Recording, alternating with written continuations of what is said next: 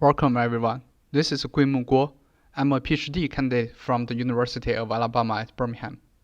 Today I will present our paper, Scalable Learning of Maximal Quasi-Cliques, an algorithm system co-design approach.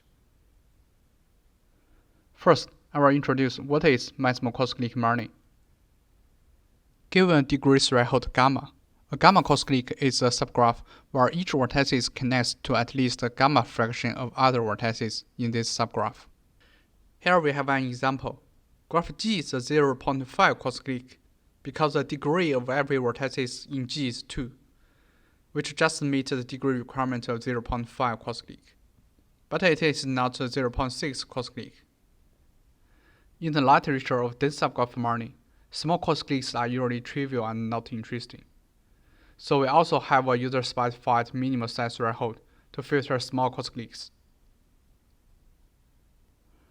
Quasi-clique is very useful in many various networks.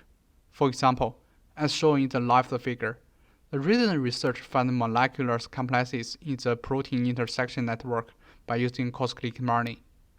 In the right figure, quasi-clique learning is also utilized to find communities in the social network.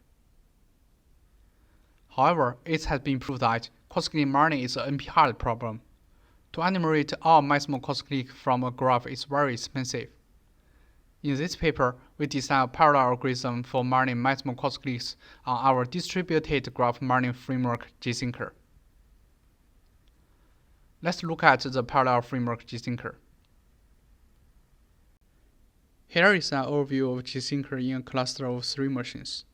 gthinker loads the input graph from the HDFS, where each machine loads a fraction of vertices along with their adjacency list into the local table. Tasks are initialized from each vertices in the local table, and a task can grow its subgraph by requesting neighboring vertices. A remote vertex cache is maintained to allow multiple tasks in a machine to share remote vertices. Each competing thread maintains a local task queue to keep it busy. This is a key to our scalability to CPU cores. When a task queue is about to become empty, new tasks will be refilled to the queue. While if more tasks need to be added to a full task queue, the last batch of tasks in the queue will be spilled to the disk to be refilled by other computing threads later. This allows the memory consumed by the tasks to be bounded. Here is the programming interface of gthinker. A task is bounded from an individual vertex, and iteratively calls a user-defined compute function to expand its subgraph and to mount the created subgraph. A task can pull a vertex that is on its subgraph boundary. It can also split the subgraph into multiple new tasks if the subgraph is too big. The new task can be added by calling the addTask function. We already implemented triangle counting, maximum clique finding, and graph matching algorithms on gthinker.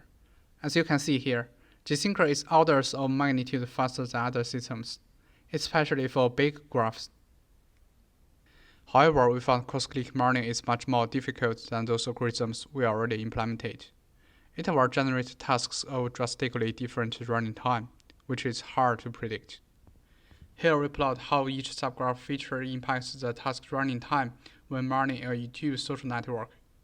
The x-axis in the 5 subplots corresponds to 5 subgraph features, including vertex number, edge number, and so on.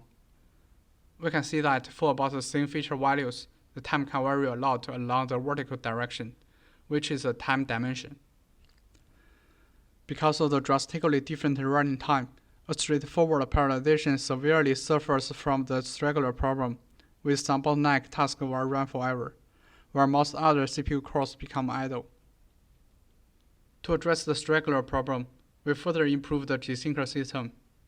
Specifically, we add a global task queue to hold the time-consuming tasks, which are shared by all learning threads in a machine. Those big tasks in global task queue will be fetched with priority, and task stealing is used to balance the big task among machines. In this way, big tasks can be moved around to idle threads in time, which will solve the straggler problem.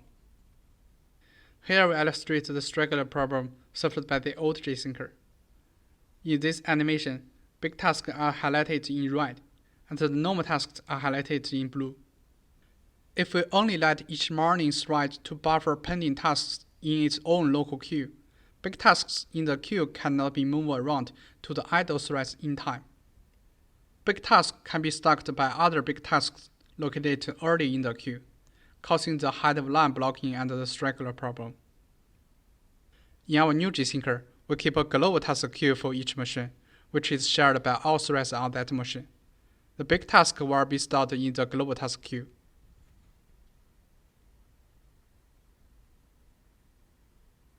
Since the main performance bottleneck is caused by big tasks, they will be processed with priority.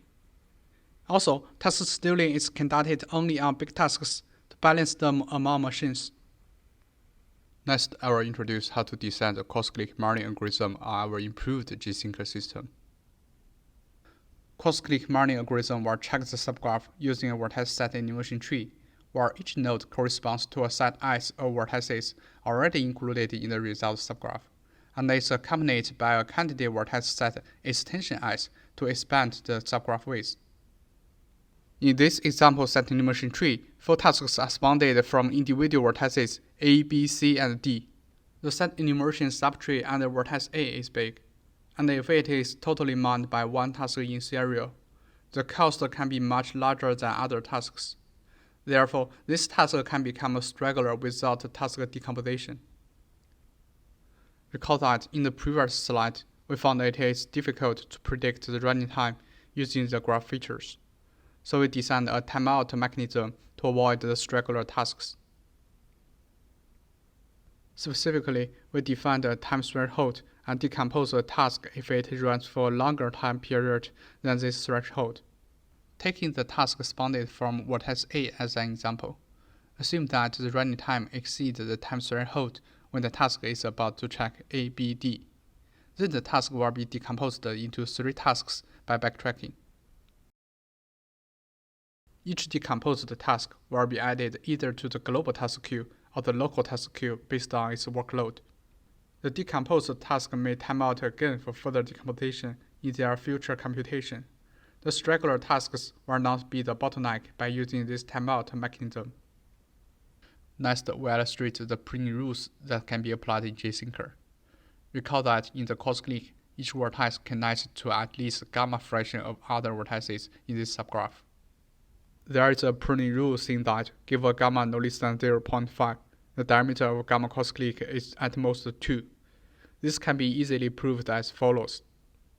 For any 2 vertices U and V in a gamma Quasi-Clique, based on the definition, they should both connect to at least 50% of other vertices. If we assume the neighbors of U and V do not overlap, then the total vertex count of U, V, and their neighbors will become 1 larger than the Quasi-Clique size, which leads to a contradiction. As a result, U and V must share a neighbor if they are not adjacent to each other. Since U and V can be any pair of vertices in the gamma Quasi-Clique, the diameter of the Quasi-Clique is at most 2. Based on this pruning rule, we can prune vertices in extension S, which are not within 2 hops from any vertices in S. Except the diameter-based pruning rule, we also have another 6 pruning rules. Please check the detail in our VRDB paper. Next, let's look at the evaluation of our system. In the experiment, we use 10 real graph datasets as shown here. We implement 3 versions of algorithm, 1 version without decomposition, 1 version where split a task using the candidate size threshold, 1 version split the task using the timeout threshold. We can see that for graphs that are time-consuming to mine with base algorithm, like patent, the set split version can significantly speed it up, which is further accelerated by the timeout version.